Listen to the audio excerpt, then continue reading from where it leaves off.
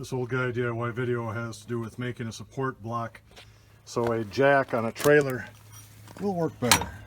So a friend got this trailer, and you can see the distance between the bolts is pretty substantial, and the frame is pretty small. So when she got it, this thing was tipped up like this, and it really didn't work the way it was supposed to. So what I did today is just took an old 4x4, cut it down to 2 inches by 3 inches by 7 inches. That's the right size to slide in here, and then I'll just put this in as a spacer, and you'll see that the jack sits up straight like it's supposed to. You can see when the previous owner mounted this to the trailer, these brackets that have kind of a U profile were bent.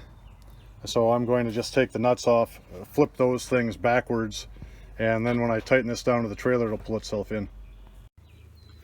So I've flipped the brackets over. You can see the bend that they had. You can see how the wood block sits beneath the frame. And looking from this side, the frame is there and the block. So now I'll just tighten this thing up and it'll be good to go for the next 20 years. And this is what it looks like, all tightened down, ready to go. So I hope this technique helped you.